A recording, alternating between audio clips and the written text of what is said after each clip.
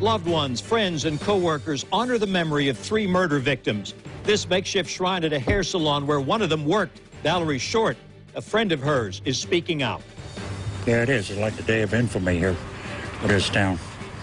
Is that it's a day that will always be remembered in this town. They'll never ever be forgotten. That friend, like the loved ones of Valerie Short, her father, Buddy Short, and Eric Green, are trying to comprehend this tragedy. Going on right now at Keeping It Classy, the salon where Valerie Short worked. People are gathering for a vigil to remember those lives lost. We have complete coverage of the killings in Green Cove Springs, including how the superintendent of schools says the lockdown was carried out, plus what our I-team uncovered today on the investigation. We'll get to both in just a moment, but we begin with Channel 4's Vic Micolucci live from the vigil. Vic. A difficult time for so many here in Green Cove Springs. Want to show you some of the people that have gathered here at this salon's parking lot to say goodbye and to be here for each other during this incredibly tragic and tough time. Now, let me show you the front. You can see people have been coming by all day, leaving roses, flowers, candles, cards. You can even see a decal on the window. And if you go inside the salon, you can see the booth where Valerie Short worked. Lots of people came by, her customers, her friends, her family, to leave more cards, more flowers, and more condolences inside there. In the meantime, people here in Green Cove Springs are just starting to hear these 911 calls and look at the surveillance of the incident that happened yesterday. And I want to warn you, some of this is graphic. This is a hostage situation. Murphy Lancaster is holding my niece hostage at the maintenance gate at Magnolia Point. A desperate 911 call from Valerie Short's uncle. He's one of several people who called police to report that she had been kidnapped. Surveillance video shows Murray Lancaster pull up to this parking lot. It's across the street from the Clay County Courthouse. He gets out, reaches into his car, and puts something in his pocket. Then he walks into the salon where his ex-girlfriend Valerie Short was working, and witnesses say pulled out a gun. He forced her to get into his truck and within a minute pulls away. Then more calls for help, this time coming from Magnolia Point Golf and Country Club. Clay Sheriff's Office 911. Yeah, there's just been a shooting behind my house. Neighbors saw Valerie Short and her father, Buddy Short, dead in the road. All right, what do you see, ma'am? I got a Chevy pickup truck. 2 people are laying outside. They both look like they're dead. They reported seeing Lancaster speed off, leaving a gun next to his victims. A little while later, police would get another set of frantic calls. That's 911. Oh my God, I am at the waste management thing. And somebody just put up and shot a woman and she's laying in the dark and I can't find anybody. This caller says she was there as Lancaster shot his ex-wife Erica Green at her job, this landfill. Laying on the ground on her side. I heard the shots and then I turned around and she's on the ground and I was trying to put my garbage in the trash. Oh my God. Very difficult 911 calls to hear. Those calls launched massive manhunts all across the county, even going into Putnam County. The SWAT team ultimately found Murray Lancaster dead from an apparent self-inflicted gunshot wound in his camper on a property not too far from this spot. Right now, you can see some people already gathered here. The vigil has not started outside of Valerie Short's salon, but there are some people here. They've got food, they've got music, and they're just coming together to talk about the difficult time. If you look, those are some new pictures that friends and family brought for everyone to see. This is open to everyone in the public, and we expect the vigil to officially get underway probably within about 10 to 15 minutes. And of course, I'll keep you posted. Live in Clay County, Vic Micolucci, Channel 4, the local station. Investigators are still piecing together a timeline of the deadly rampage. Police told us late this afternoon they now believe Murray Lancaster went to see his children at school before the shootings. They still don't know which teacher stopped him and why, but they're praising the school for keeping all of the children safe. We also know all of the victims were autopsied today. Police say they were each shot multiple times. Investigators are also awaiting toxicology results for the gunman, Murray Lancaster. I-team investigator Lindsay Gardner was in Green Cove Springs today. And Lindsay, I understand Valerie Short had taken an extra step to separate from Murray. Just within the last hour or so, Mary, we've confirmed Green Cove Springs police told me Valerie Short had changed her phone number the day before the shooting. She told her friends that despite that no contact order, Murray Lancaster had kept calling her, even from unknown numbers, and was texting her all hours of the night. He had even gone to her home yesterday morning to try to block her in her driveway to keep her from leaving, but she managed to go to work anyway.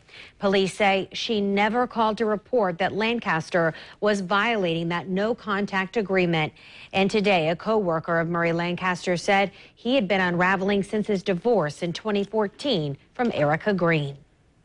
As you see Murray Lancaster drive away in this surveillance video to later commit the unimaginable, you also see Valerie Short held captive inside, trapped with a man police say she'd been trying to escape for more than 6 weeks, even changing her phone number the day before.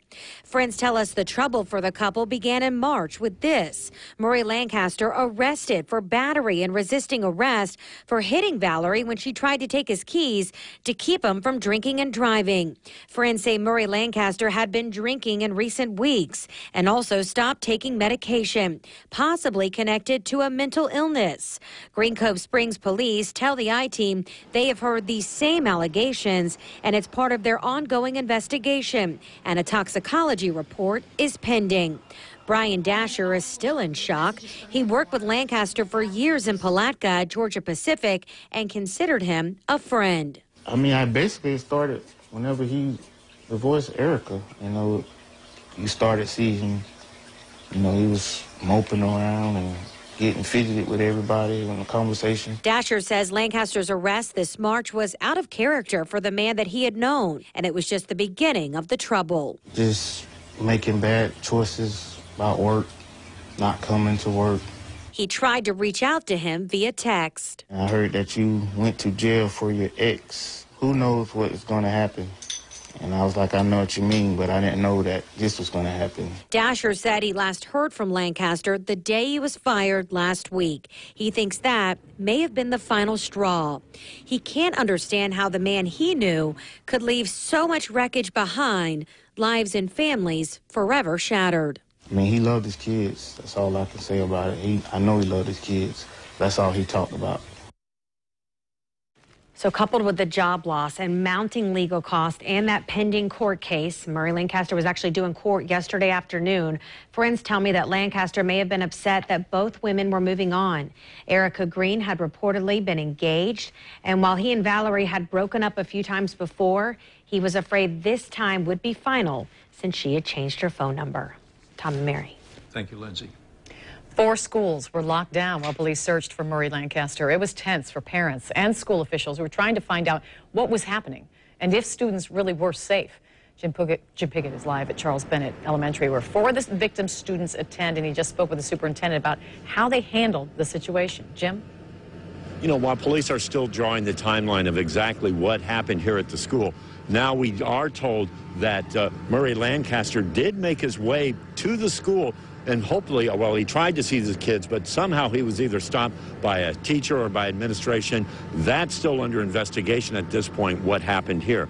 But there are some things. There are parents who are obviously very concerned by what happened up here. And 4 of the students inside the school are children of the victims in this case. And they were kept here during that whole ordeal, kept in like it was like along with all the other students as a normal day for them, as normal as possible. They weren't aware of what had happened. They weren't released to the family until everyone was released at that point. Now, Green Cove Springs police, they are praising the school for their actions that they did here. They're also praising that dispatcher who knew those victims as well. We've heard some of those dispatchers in those 911 calls. Now, today, too, I also talked to the superintendent right here, and basically this is what the superintendent is telling me. They said they have planned in the past for things like this. Here's what he told me.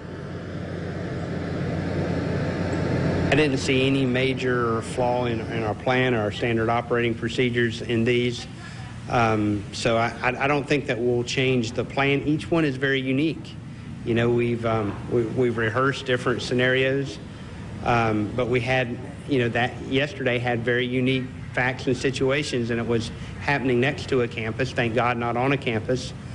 So, you know, each one, even though you have a solid plan, you're going to have to do small things kind of as you move through the process. And the important thing was we've rehearsed it so much.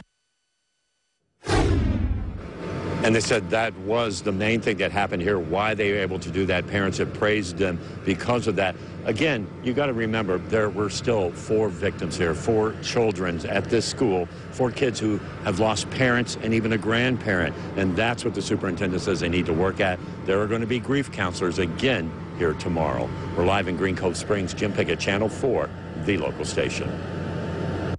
Also right now, a second vigil is being held for the 3 victims. It is at First United Methodist Church on Walnut Street in Green Cove Springs. Channel 4 Scott Johnson is joining us live from the church. Scott? Bit of a smaller vigil here, Tom. I'm told this is where Murray Lancaster's family would attend church here at First United Methodist Church. People are starting to show up here and gather inside. It's going on at the same time. They just wanted to add another place for people who knew the Lancaster family or anyone else touched by this tragedy, a chance to come and pay their respects, to see anyone they need to talk to. And I've talked to some people who say this whole situation after yesterday's ordeal has been tough for everyone to deal with, and they want to make sure everyone remembers the Lancaster family hurting as well. I just talked to the minister here at First United Methodist, who just says they're hoping they can help. Well, we just wanted to open up the church for the community because we know everybody's hurting and we know everybody has questions, and we just wanted a place where everybody could get together and come together as one family and reach out to everyone who's hurting and who needs to, you know, they may have questions, and just know that, you know, they're loved. And if you've heard any theme throughout all this, throughout our news in the last 10 minutes, that it's so many people knew, if not one, everyone involved in this, and so many people are touched in some fashion, just want to show their respect and be together right now. Some people do. We're live in Green Cove Springs. Scott Johnson, Channel 4, the local station. Our coverage continues right now online. We have more of the surveillance video Lindsay showed us a moment ago of the abduction at the salon. You can also hear the unedited 911 calls. Look for the links inside the story on the homepage.